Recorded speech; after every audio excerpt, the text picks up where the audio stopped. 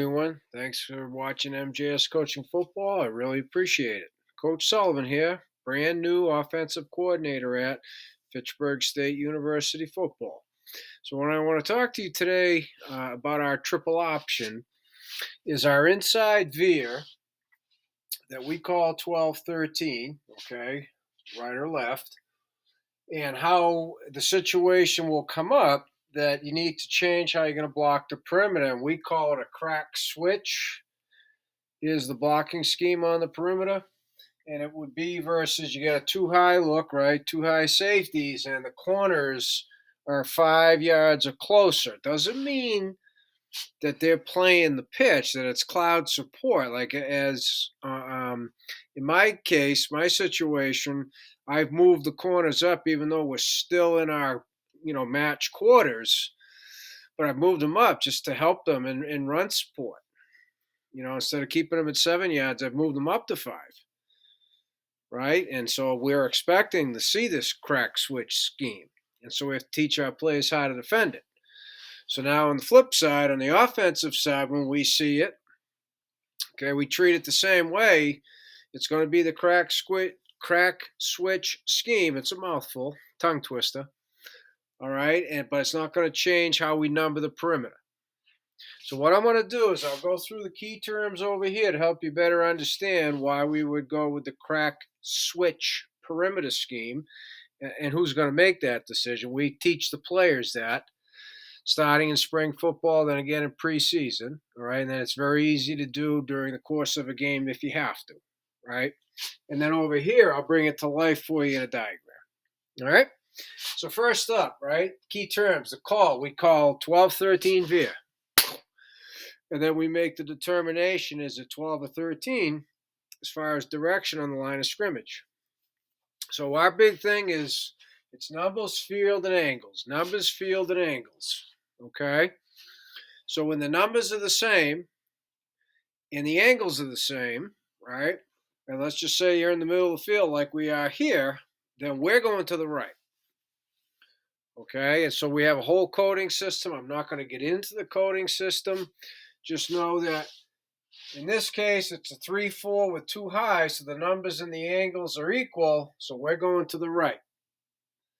And then why suddenly our wide receiver and our A-back would switch the blocking scheme from arc to crack switch. Okay?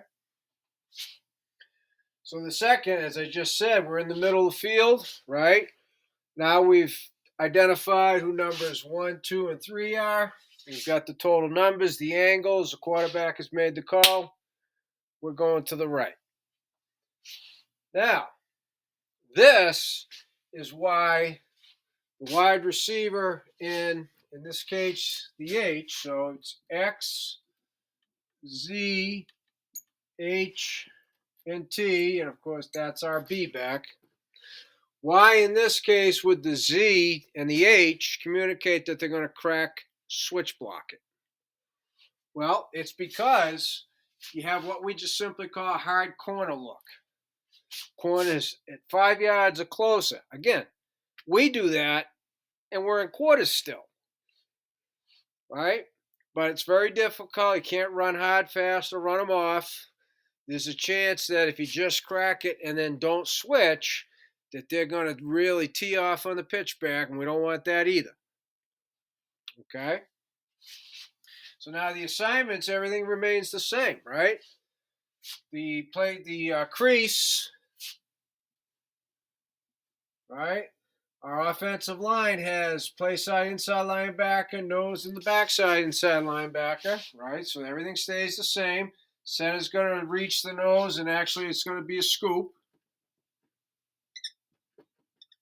Sorry about that. Backside tackle, backside guard, scooping with the center. Backside tackle, scooping B. The play side A, in this case, RH, switch block on the corner. Because the wide receiver is going to crack number 3, in this case, the strong safety. And again, right, we teach our quarterback, come out, you got somebody over center, that's your half guy right there. 5 and 5, boom, right? Equal numbers, equal angles. Middle of the field, we go right. Okay? So now over here, the way this would work, first off, the backside wide receiver is going to flash. Just literally flashes numbers. The quarterback and he are the only two that would know. If the quarterback, for whatever reason, wanted to throw him the football, he can. There are definite reasons. Again, it's kind of like the codes. I don't want to get into it too much.